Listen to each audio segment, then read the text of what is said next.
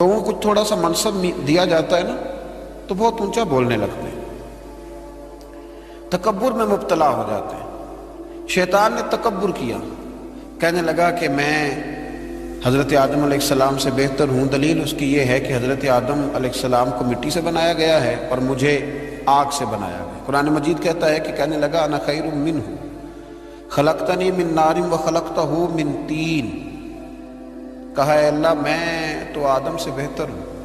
اللہ کو کہہ رہا ہے، رب کریم کی بارگاہ میں کہہ رہا ہے، کہتا میں تو بہتر ہوں۔ بھئی بنانے والے کو تو پتہ ہوگا نا کہ کون بہتر ہے، یہ رب کریم کو زیادہ پتہ ہے یا دلیل دینے والے کو پتہ ہے؟ یہاں بھی بہت سارے بڑے جب بات کرتے ہیں تو چھوٹے دلیلیں دینے کی کوشش کرتے ہیں۔ کہا میں بہتر ہوں کیونکہ اسے مٹی سے بنایا گیا ہے اور مجھے آگ سے بنایا گیا ہے۔ تو کمال دیکھیے، متکبر کا جو سزا اور اس کا جو علاج قرآن پاک نے بیان کیا وہ ذرا غور فرمائیے۔ دلیل نہیں دی اللہ تعالیٰ نے، یہ نہیں فرمایا کہ تو غلط کہہ رہا ہے۔ متکبر کا علاج کیا، یہ نہیں فرمایا کہ یہ تو غلط بات کر رہا ہے، بات اس طرح نہیں ہے، کوئی دلیل نہیں دی، بلکہ ارشاد کیا فرمایا؟ فرمایا فخرج منہا فإنک رجیم، نکل جا یہاں سے، تو ہے ہی لعنتی، تو نکل یہاں سے، ختم ہوگی بات۔ وَإِنَّا عَلَيْكَ لَعْنَتِي إِلَى يَوْمِ الدِّينِ، اور یہ لعنت تیرے اوپر وقتی نہیں ہے، یہ لعنت قیامت کے دن تک تیرے اوپر برستی رہے گی۔ جس نے تکبر، دیکھیں نا، جو آدمی الجھ جائے گا اس کو تو دلیل دی جائے گی، تو جو تکبر کرے گا، ایک آدمی کہیں الجھ گیا ہے، اس کو ضرورت ہے کہ اس کی تربیت کی جائے، اور ایک تکبر کر رہا ہے، تو متکبر کے بارے میں رب کریم نے یہ ارشاد فرمایا کہ اس کو دلیل تھوڑی دی جا رہی ہے، اس کو تو کہا جا رہا ہے فخرج منہا، تو یہاں سے بس نکل جا۔ یہ سزا ہے متکبر کی۔ دنیا میں پہلا گناہ جو کیا گیا وہ تکبر ہے، اپنے آپ کو بڑا جاننا اور دوسرے کو چھوٹا سمجھنا۔ میرے نبی کریم صلی اللہ تعالیٰ علیہ وآلہ وسلم نے ارشاد فرمایا، یہ روایت جامع ترمذی میں موجود ہے، فرمایا ایک قرض سے بری ہو کے جانا دنیا سے، اور دوسرا فرمایا یاد رکھنا تمہارے اندر تکبر اور خیانت نہ ہو، قرض نہ دینا ہو تم نے کسی کا، خیانت نہ کی ہو اور تم نے کبھی تکبر نہ کیا ہو، فرمایا پھر رب کریم تمہیں بغیر حساب کتاب جنت عطا فرمائے گا۔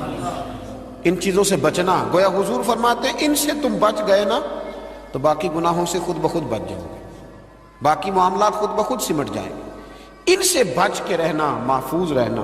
تکبر بہت کیا جاتا ہے، کسی کو اپنے علم پر تکبر ہونے لگا ہے، کسی کو اپنے عمل پر تکبر ہونے لگا ہے، کسی کو سلطنت کے ہونے پر تکبر ہونے لگا ہے۔ کچھ لوگ کہتے ہیں میں جانتا زیادہ ہوں اس لیے میرے اندر تکبر ہے۔ کچھ لوگ ایسے ہیں جن لوگوں کو برادری پر اور نسب پر تکبر ہونے لگا ہے۔ بڑے بڑے لوگوں نے تکبر کیا، فرعون نے بھی تکبر کیا اور کہنے لگا کہ میں تو رب ہوں۔ پھر رب کریم نے اسے سمندر کی، دریا کی لہروں کے حوالے کیا۔ کل تک جو لوگ اس کے اشاروں پہ چلتے تھے نا، جب وہ غوطے کھا رہا تھا نا دریا کے اندر، تو پھر روتا تھا کہ کوئی مجھے بچا لے، کوئی مجھے بچا لے۔ اس نے غوطے کھائے اور کہنے لگا کہ میں حضرت موسیٰ اور ہارون کے رب پر ایمان لاتا ہوں، پر اب تو سارا کچھ دیکھ داکھ کے مان رہا تھا نا، تو اس کا ایمان بھی قبول نہ ہوا، پھر پھینک دیا گیا سمندر سے باہر۔ آج تک نشان عبرت بنے ہوئے ہیں یہ لوگ۔ نمرود بھی کہتا تھا کہ معاذ اللہ میں خدا ہوں، اور جب حضرت سیدنا ابراہیم خلیل اللہ علیہ السلام نے فرمایا نا کہ آسمان تو رب تو وہ ہے جو آسمانوں کا رب ہے، رب تو وہ ہے۔ اللہ تبارک و تعالیٰ نا اس متکبر آدمی کو آزماتا ہے، اسے تھوڑا سا موقع اور دیتا ہے، تو یہ سمجھتا ہے میرا روب چل رہا ہے۔ اللہ اسے آزماتا ہے، یہ سمجھتا ہے کہ دیکھا میرا جو ہے وہ میرا عصا، میرا ڈنڈا صحیح کام کر رہا ہے، حالانکہ اللہ تو موقع دے رہا ہے۔ اور جب پھر وہ کھینچتا ہے، پھر حضور علیہ السلام فرماتے ہیں تمہارے رب سے سخت کسی کی پکڑ ہوتی نہیں۔ یہ سمجھتا ہے کہ دیکھا نا میں جیسے کہہ رہا ہوں ویسے نظام چل رہا۔ نمرود کہنے لگا میں رب ہوں، تو حضرت ابراہیم علیہ السلام نے فرمایا رب تو وہ ہے جو آسمانوں زمینوں کا رب ہے۔ کہنے لگا اچھا، اس نے نا تیر چلائے آسمان کی طرف، معاذ اللہ رب کریم کو قتل کرنے لگا، تیر چلائے، تو اللہ نے اس کا امتحان لیا۔ تیر جب اوپر جاتا تھا تو خالی ہوتا تھا، واپس آتا تھا تو اس کو خون لگا ہوتا تھا۔ کہنے لگا دیکھا نا پھر دیکھا نا میں نے کیا کر دیا، کتنا بڑا بادشاہ، پوری دنیا پہ حکومت کرنے والا، پر مالک کی بے نیازی کے قربان جائیں، ایک مچھر ہی گھسا ہے ناک میں، اور پھر وہ مچھر نکل نہیں پایا، پھر اس مچھر نے اس کو مار ڈالا۔ تکبر والے لوگ جب تکبر کر رہے ہوتے ہیں، جب بول رہے ہوتے ہیں تو کہہ رہے ہوتے ہیں تو مجھے جانتا نہیں، تجھے میرا پتہ نہیں، وہ تو کس سے بات کر رہا ہے، یہ خبر ہے تو کس کے ساتھ گفتگو کر رہا ہے۔ اور بھائی بڑے بڑے اونچے بولنے والے، پھر اس طرح ان کی آوازیں بند ہوئی کہ کوئی ان کی سننے والا نہ ملا، بڑے بڑے اونچے جملے کہنے والے اس تیزی کے ساتھ خاموش ہوئے کہ پھر دوبارہ انہیں احساس تک نہ ہوا کہ ہمیں بولنا بھی آتا تھا۔ کیا حیثیت ہے انسان کی، اس بات پہ تکبر کرتا ہے۔ میرے شیخ کامل رحمۃ اللہ علیہ، میرے اصحاب رحمۃ اللہ علیہ فرمایا کرتے تھے، انسان تجھے صرف 2 وقت روٹی نہ کھانے کو دی جائے تو اپنی ٹانگوں پہ چل نہیں سکتا، اور 10 راتوں کی بات نہیں، 1 رات نہ تجھے سونے دیا جائے، صرف 1 رات، تو اگلے دن تو اپنی ٹانگوں پہ کھڑا نہیں ہو سکتا۔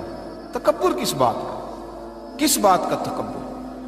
ایک سر میں ہلکا سا درد ہوتا ہے اور تیرا سارا وجود تجھے نڈھال کر دیتا ہے، کس بات کا تکبر؟ لیکن اس کے باوجود لوگ پھولے نہیں سماتے، باتیں کرتے ہیں تو بچ بچ کے، گفتگو کرتے ہیں تو کھول کھول کے، اور ہر تیسرا آدمی آ کر کے پوچھتا ہے کوئی حکم ہوا تو بتائیے گا، کوئی حکم ہوا تو بتائیے گا۔ تکبر صرف ایک ذات کرے گی، اور وہ ہے رب کریم کی ذات، کیونکہ وہ سب سے بڑا ہے، وہ اللہ اکبر ہے، وہ اللہ اکبر ہے۔ محدثین ایک بڑی خوبصورت بات لکھتے ہیں اس عنوان پر، وہ کہتے ہیں کہ تکبر کرنے والا یوں ہی سمجھو کہ جیسے اس نے کوئی کسی کا غلام تھا نا، تو اس نے اپنے بادشاہ کا تاج اٹھا کے اپنے سر پہ رکھ لیا تھا، تب جو بادشاہ کا تاج غلام اٹھا کے سر پہ رکھے گا تو پھر درے تو کھائے گا، اس لیے کہ تاج تو بادشاہ کے سر پہ ہی سجتا ہے۔ تو تکبر تو اللہ کی چادر ہے، اس لیے کہ وہ سب سے بڑا ہے۔ تو اب اگر کوئی شخص اس چادر کو پکڑے گا اور کہے گا نہیں مجھے بھی بڑا بننا ہے، تو پھر درے تو وہ کھائے گا، پھر آزمائش سے تو اسے گزرنا ہے۔ کبھی بھی اپنے آپ کو بڑا نہ جانے، اور ویسے بھی انسان باتوں سے تھوڑی بڑا ہوتا ہے، بڑا تو اپنے اخلاق سے ہوتا ہے، بڑا تو اپنے کردار سے ہوتا ہے، بڑا تو وہ اس طرح ہوتا ہے کہ اگر اس کے اندر کچھ چیزیں پائی جائیں جن سے محسوس ہو کہ یہ انسان بڑا ہے، تو وہ رویے اس کے بتاتے ہیں یہ کتنا بڑا ہے۔ میرے نبی کریم صلی اللہ تعالی علیہ وسلم نے فرمایا یہ جو تکبر کرنے والے لوگ ہیں نا، قیامت کے دن اللہ انہیں چیونٹیوں کی شکل میں مسخ کر دے گا، چیونٹیوں کی شکل میں اللہ انہیں مسخ کرے گا۔ اور فرمایا اللہ تعالیٰ کو یہ اترا کے چلنے والے، تکبر کرنے والے لوگ پسند نہیں آتے، بھاتے نہیں رب کریم، یہ جو اس انداز میں چلتے ہیں یہ اللہ کو بھاتے نہیں، عاجزی ان کے ساری۔ اور میرے نبی کریم علیہ السلام نے 2 جملوں میں بات بڑے انداز میں سمجھائی، فرمایا تو اللہ کی رضا کے لیے جھک جا، اللہ تجھے عزتیں عطا فرما دے گا۔ تو رب کریم کی رضا کے لیے جھک جا، اللہ تجھے عزتیں عطا کرے گا۔ مختلف لوگوں کو نا مختلف قسم کا بخار ہوتا ہے، کچھ لوگوں کو حسب و نسب کا بہت بخار ہوتا ہے، بہت بڑا بخار ہوتا ہے کہ میں فلاں قبیلے سے ہوں، میں فلاں قبیلے سے ہوں۔ میرے رب کریم نے وضاحت کر دی، فرمایا ان اکرمکم عند اللہ اتقاکم، اگر تو اللہ کی نظر میں عزت لینا چاہتا ہے تو پھر تجھے متقی پرہیزگار بننا پڑے گا۔ باقی تو سب حضرت آدم کی اولاد ہے، سب حضرت آدم کی اولاد، سب۔ اعلیٰ حضرت فاضل بریلوی رحمۃ اللہ تعالیٰ علیہ تشریف فرماتے تو حجام آیا ہوا تھا حجامت کرنے کے لیے، وہ اعلیٰ حضرت رحمۃ اللہ علیہ کا خط بنا رہا تھا، بال تراش رہا تھا، مونچھیں تراش رہا تھا، تو ایک بہت نواب بھی کبھی کبھی ملنے آیا کرتے تھے، تو وہ حجام صاحب ابھی بیٹھے تھے چارپائی پہ، تو وہ صاحب آ گئے جو کبھی کبھی آیا کرتے تھے، بڑے سیٹھ تھے، تو سرکار اعلیٰ حضرت نے فرمایا کہ میاں بیٹھ جاؤ آپ بھی، کہنے لگا انہی کے ساتھ بیٹھ جاؤں۔ فاضل بریلوی فرمانے لگے اگر ان کے ساتھ نہیں بیٹھ سکتے تو تشریف لے جائیے، کیونکہ میری مجلس میں جو آتے ہیں وہ سارے برابر ہی ہوتے ہیں، یہاں جتنے آتے ہیں وہ برابر ہوتے ہیں، اگر آپ ان کے ساتھ نہیں نہ بیٹھ سکتے صاحب تو پھر آپ گھر جائیے۔ اگر ان کے ساتھ نہیں بیٹھ سکتے، حضرت ابو ذر غفاری رضی اللہ تعالیٰ عنہ خود سنایا کرتے تھے، رویا کرتے تھے اور مزہ لیا کرتے تھے، فرماتے تھے ایک دن نا حضرت بلال حبشی سے بحث ہو گئی تھی، میری زبان سے نکل گیا تھا وہ حبشن کے بیٹے جناب بلال حبشی رضی اللہ تعالیٰ عنہ مسجد نبی میں پہنچے، حضور کا چہرہ انور دیکھ کے رو پڑے، تو کریم محبوب نے فرمایا بلال تو روتا کیوں ہے؟ عرض کی حضور لوگ مجھے حبشن کا بیٹا کہتے ہیں۔ تو یا رسول اللہ صلی اللہ تعالی علیہ وسلم یہ تو اللہ کی تقسیم ہے، اس نے کس کو کس خاندان میں پیدا کیا۔ میرے محبوب نے ممبر سجایا، صحابہ کو بلایا، فرمایا میں نے تو جاہلیت کی باتیں پیروں تلے رون دی تھی، ابھی بھی جاہلیت کی باتیں پائی جاتی ہیں، لوگوں کو کیا ہو گیا وہ بلال کو حبشن کا بیٹا کہتے ہیں۔ حضرت بزرگ غفاری خود بتایا کر عشق سرکار سے دل جس نے سنوارا ہوگا، اس کی قسمت کا بلندی پہ ستارہ ہوگا، اس کی قسمت کا بلندی پہ ستارہ ہوگا، عشق سرکار سے دل